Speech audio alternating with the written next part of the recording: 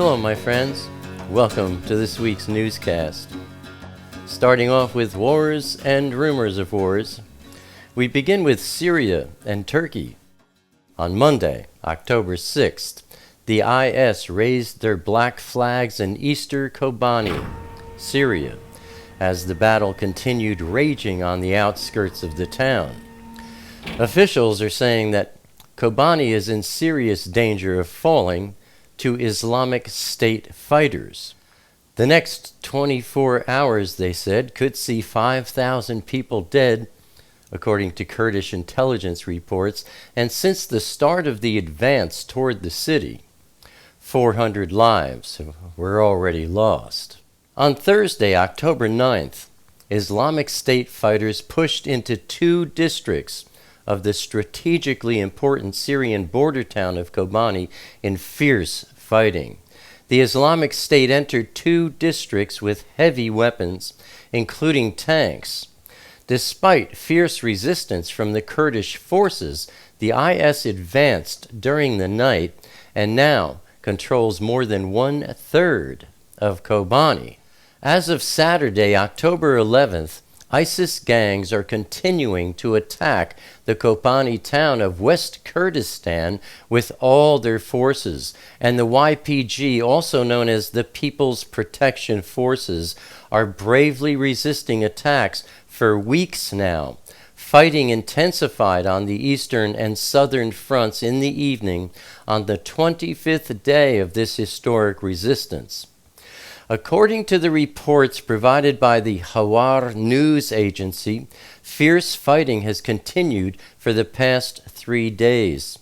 On Sunday, October 12th, Kurdish fighters blocked the Islamic State jihadists from advancing into Kobani.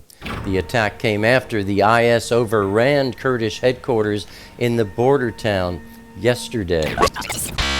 Flash. Yesterday was one of the most violent days in Kobani since the Islamic State launched its assault on the Syrian city. The battle for the key Syrian city of Kobani on the Turkish border intensified yesterday, October 13th. The Islamic State continued its push for control of Kobani, while also scouring a victory in neighboring Iraq, taking a strategically important military base in Anbar province. The Kurdish fighters had pushed back an attempted advance by ISIS on Monday morning, but it will be impossible for them to hold their ground if the current conditions continue. If the IS takes Kobani, they will control 3 official border crossings between Turkey and Syria, and a stretch of the border about 60 miles long. That's 97 kilometers. The U.S. military said it, along with its partners, had attacked ISIS on Sunday and Monday, launching 4 airstrikes southwest of Kobani, 3 northeast of the city, and 1 northwest of Raqqa, Syria. However, despite airstrikes by the U.S. and its allies in Iraq over the weekend, ISIS continues to gain ground in Anbar province. About 80% of Anbar is under ISIS control. Anbar is about the size of North Dakota. And the IS has encircled Haditha, the province's last large town not yet under its control.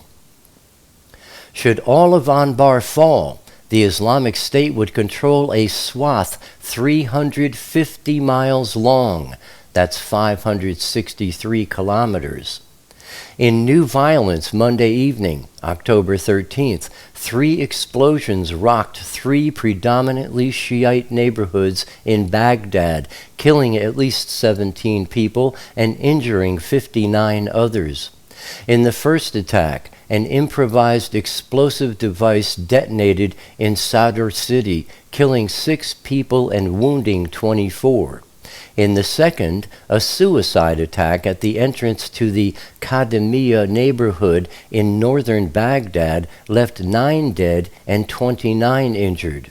And in the third blast, a car bomb attack in northern Baghdad killed 2 people and wounded 6 others.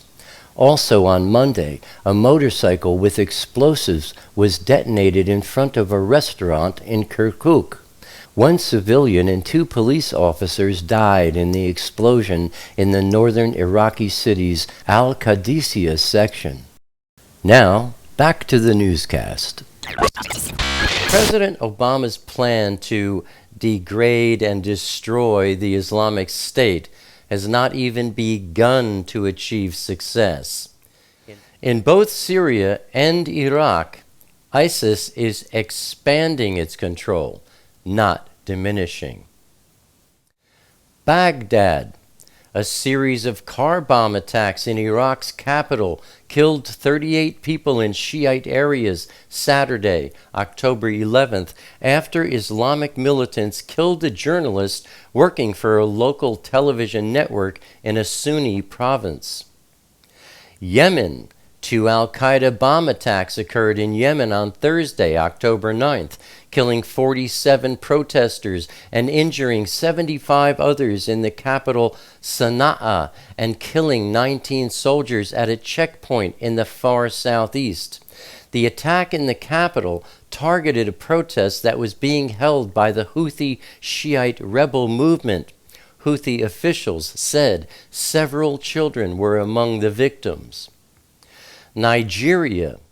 It looks like Nigerian troops have overrun Mishika and Gulak in the Madagali local government areas of the Adamawa state. The Nigerian troops killed 200 Boko Haram militants in Mishika on Tuesday, October 7th. Libya. On Wednesday, October 8th, Libya's Islamist militant group Ansar al-Sharia has declared an Islamic emirate in the eastern city of Derna and pledged allegiance to the Islamic State, according to media reports coming out from the North African country. It was reported on Sunday, October 12th, that at least 21 people were killed and more than 60 others were wounded during tribal clashes that had taken place towards the west of Libya's capital city of Tripoli over the weekend. The nationalist militia, which come from Zintan, a hill town that lies towards the southwest of the national capital of Tripoli, had launched an attack on Kekla, the town that lies next to it, which has proclaimed its support for their rivals known as Libya Dawn, which is led by Islamists. India. Also on Wednesday, October 8th, Indian and Pakistani troops exchanged heavy gunfire after days of fighting that has left at least 17 civilians dead and dozens wounded on both sides of the Kashmiri frontier. Egypt. Egyptian troops killed 16 members of an al-Qaeda-inspired militant group, the Ansar Beit al-Maqdis, in the Sinai Peninsula.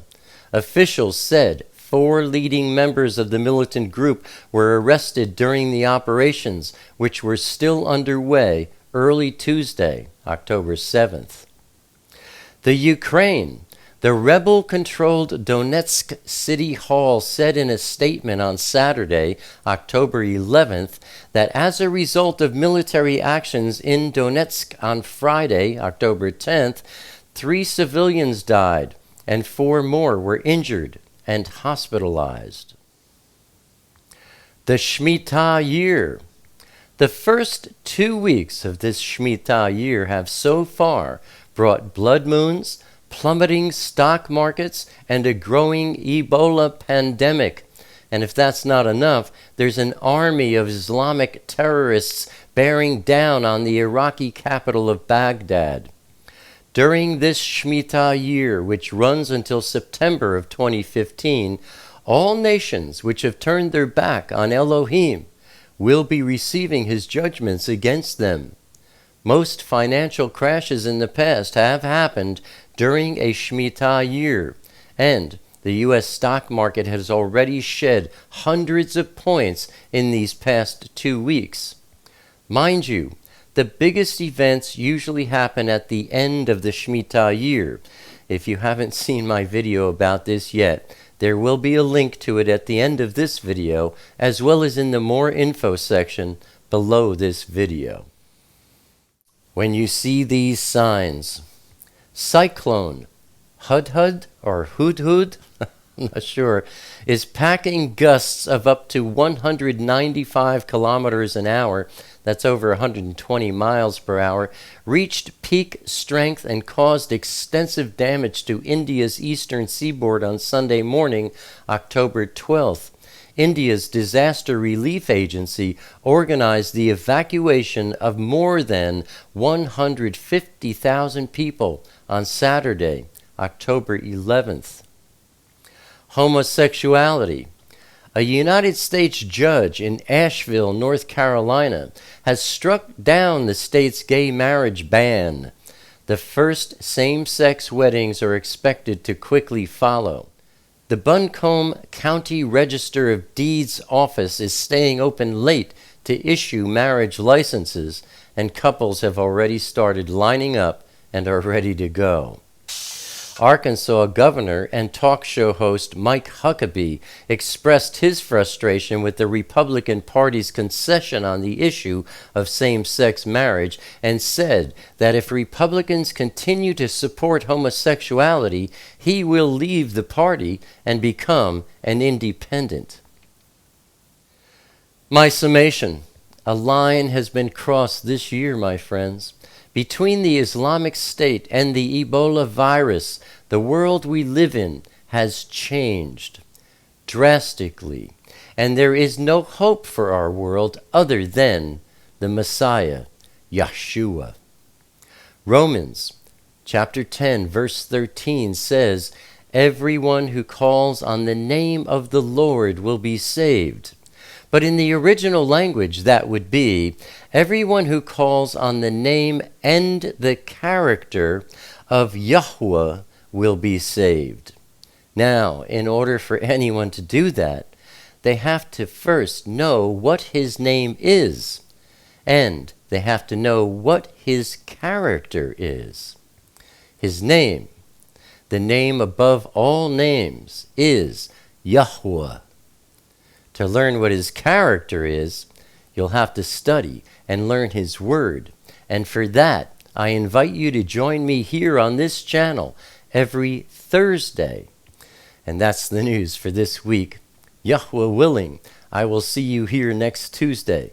Thank you for your support, my friends. Shalom.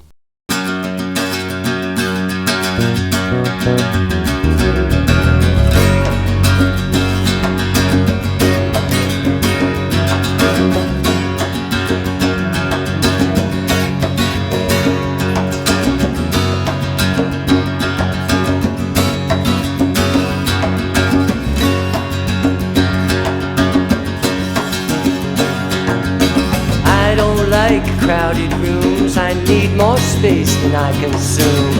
Enough is time alone with you, underneath the naked moon, sharing confidential moods and making chatter. Mockingbird nocturnal sings notations of eternal things, entering the quantum breeze, flying not for want of wings. He lights his gaze on you and me, simply because we matter.